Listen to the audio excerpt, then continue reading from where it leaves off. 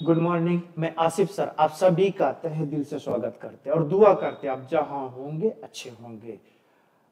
भाई मेरे गणित में एक छोटा सा टॉपिक होता है अलजेब्रा, जो एसएससी सीजीएल और आरआरबी के लिए बेहिसाब इंपॉर्टेंट है, खास तौर से बहुत इंपॉर्टेंट है, ठीक है ना।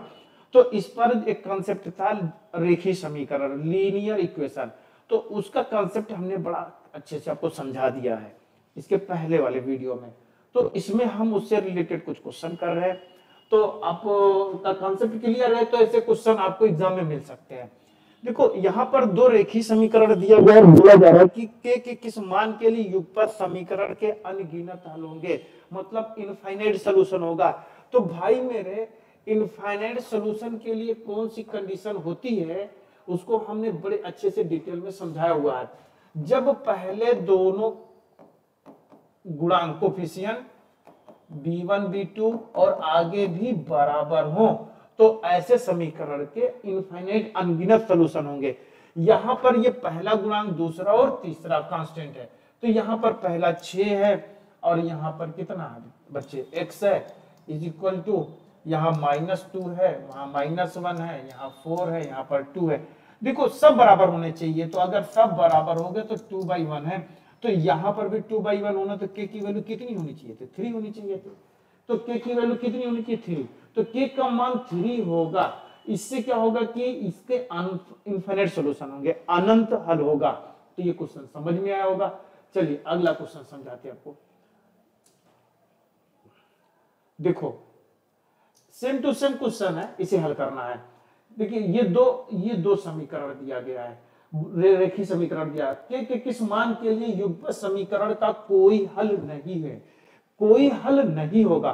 देखो कोई हल नहीं होगा कि जो कंडीशन होती है पहले दोनों बराबर होते हैं,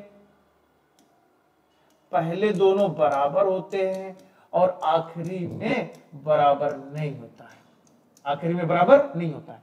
तो चलो चेक करते हैं। अब देखो यहां पर x की वैल्यू, x का गुणा 1 है, यहां पर x गुणा कितना है? 5 है, बराबर होने चाहिए। यहां पर y के साथ 2 मल्टीप्लाई है और यहां y के साथ k मल्टीप्लाई है, आगे बराबर नहीं होना चाहिए। तो यहां पर 3 है और यहां पर -7 है। तो देखो यहां 1 है तो यहां 3, तो फिलहाल बराबर नहीं होना है। यहां पर ये 1/5, तो यहां पर भी 1/5 होना चाहिए। तो यहाँ क्या होना चाहिए था? 10 होना चाहिए। तो 2 पंचे 10, 1/5 1/5, मतलब k की वैल्यू कितनी होनी चाहिए बेटा? यहाँ पर ये ऑप्शन है k की वैल्यू 10 होनी चाहिए थी। तो ऐसे क्वेश्चन आपको आरआरबी एनटीपीसी में मिल जाएगा। एसएससी का कोई भी एग्जाम, सीएचएसएल हो, सीजीएल हो, उसमें अलजेब्रा का बहुत बड़ा रोल होता है, ठीक है। तो समझ में आया होगा।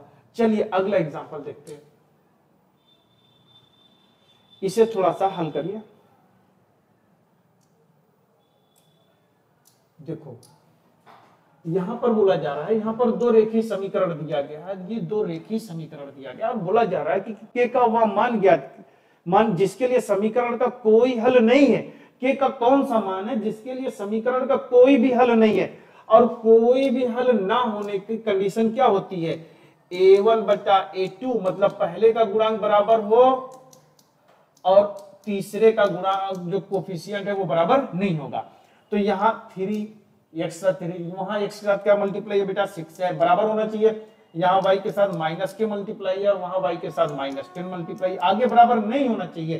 तो यहाँ -20 है और उधर कितना है? +40 है। तो फिलहाल ये 1 आएगा बेटा, -1/2 आएगा। ये कैंसिल, ये दोनों पॉजिटिव है, ये निगेटिव है, इसका मतलब ये बराबर नहीं होना है। यहाँ इसको काटेंगे मेरे भाई तो ये 1/2 आएगा, तो यहाँ 1/2 होना चाहिए। तो k की वैल्यू कितनी होनी चाहिए? 5 होना चाहिए। 5 से काटेंगे 5 दूनी 10, तो ये 1/2 इज इक्वल टू 1/2, ये बराबर नहीं है, ये 1/2 बराबर नहीं है। तो k की वैल्यू कितनी है? 5 आई। तो उम्मीद करता हूं कॉन्सेप्ट क्लियर है, तो आपको क्वेश्चन समझ में आ रहा होगा। चलिए अगला क्वेश्चन देखते हैं। अगला क्वेश्चन में थोड़ा सा दिमाग लगाइए, जो भी है सॉल्व किया जाए। यहां पर दो समीकरण दिख रहा है, रेखीय समीकरण, यहां पर एक ये है, दूसरा ये। क्वेश्चन है किस स्थिति में समीकरण का एक अद्वितीय हल होगा?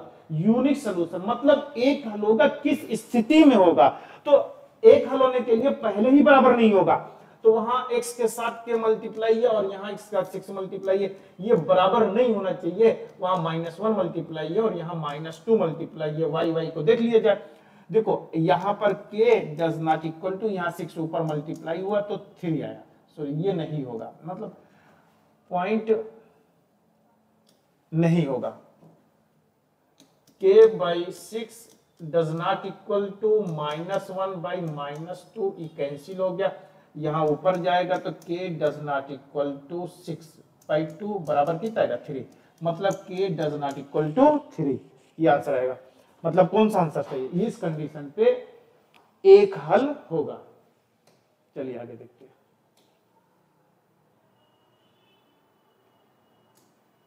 यहां पर क्वेश्चन देखिए, अच्छा क्वेश्चन है, इसे हल करिए। ये थोड़ा डिफरेंट टाइप का, क्योंकि लीनियर रेखीय समीकरण है तो इसे क्वेश्चन बेटा बन सकते हैं, इसलिए मैंने आपको दिया हुआ है।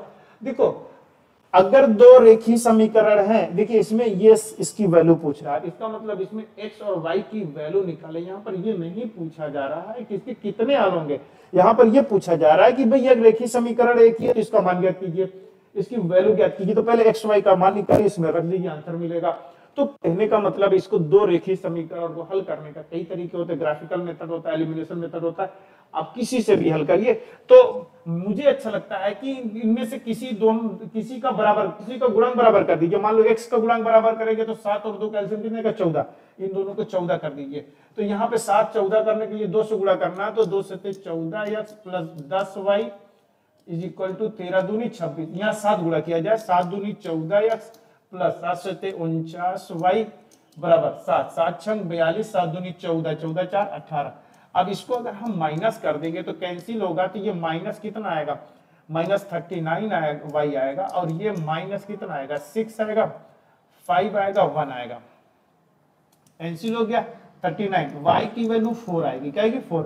अब y का मान चाहे इसमें रख दो चाहे इसमें रख दो, तो y की वैल्यू 4 रखेंगे तो 5 चौक 20 इधर आएगा, तो 7x बराबर -7 आएगा, x बराबर -1 आएगा।